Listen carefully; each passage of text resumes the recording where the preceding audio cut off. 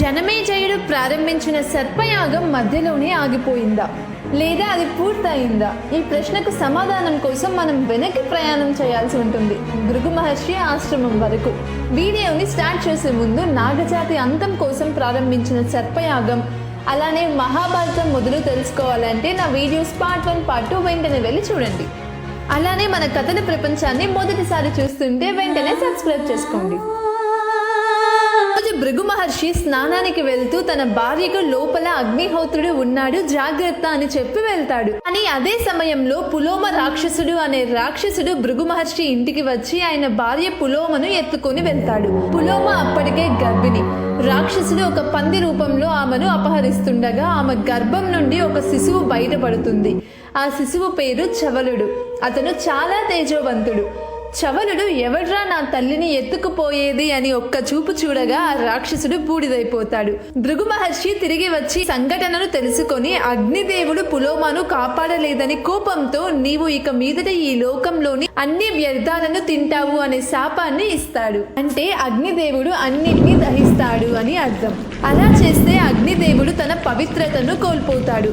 కనుక అగ్నిదేవుడు దేన్ని కూడా దహించడం మానేశాడు. ప్రపంచం మొత్తం చీకటిమయం అయిపోయింది.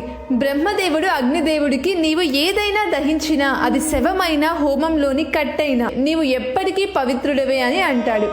ఆ తరువాత భృగు మహర్షి కుమారుడైన చవలుడు సుకన్య అనే యువతితో వివాహం చేసుకుంటాడు. వీరి మనవుడు రురు. రురు ప్రభావతార అనే యువతిని వివాహం చేసుకోబోతుండగా కొన్ని రోజుల ముందు ఆమెను ఒక పాము కాటు వేయగా ఆమె ప్రాణాలను కోల్పోతుంది. రురు తన తపోశక్తితో తన జీవన కాలంలో సగభాగాన్ని అంటే సగం ప్రాణాన్ని ఇచ్చి ఆమెను బ్రతికిస్తాడు. ఈ సంఘటన తరువాత రురు పాములపై కోపంతో వాటిని ఎక్కడ చూసినా చంపేస్తుండేవాడు. ఓ రోజు విషం లేని పాము మీద చెయ్యి చేస్తుండగా ఆ పాము సహస్రద అనే ఋషిగా మారుతుంది. ఆశ్చర్యపోయిన రురు నీకు విషం లేనప్పుడు పాము రూపంలో ఎందుకు ఉన్నావు అని అడుగుతాడు. దానికి సహస్రద ఋషి, ఒకప్పుడు నేను మరో మహర్షిని భయపెట్టేటందుకు గడ్డితో చేసిన పామును తన మీద వేసి ఆనందం పొందాను. అందుకు ఆ ముని విషం లేని పాముగా పుట్టి బాధపడతావు అనే శాపాన్ని ఇచ్చాడు. ఇప్పుడు నువ్వు నాకు శాప విమోచనం కలిగించావు అని అంటాడు. ఆ మహర్షి రురుకు మరింత వివరించుతూ, మీ తాత అయిన భృగు మహర్షి శిష్యుడైన ఆస్తిక మహర్షి జనమేయుడు చేపట్టిన సర్పయాగాన్ని ఆపేసి ఈ భూమిపై పాములను రక్షించాడు. అందువల్లనే నేటికి పాముల జాతి ఈ భూమిపై మిగిలి ఉన్నాయి అని అంటాడు. అప్పుడు రురుడు ఆసక్తితో అసలు సర్పయాగం ఎందుకు ఆగిపోయింది అని అంటాడు. దానికి సమాధానం మనం నెక్స్ట్ పార్ట్ లో తెలుసుకుందాం.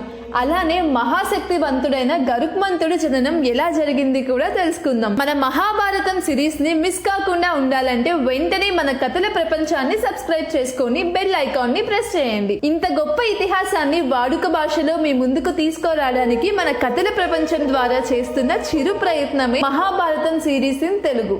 హరే రామ హరే కృష్ణ.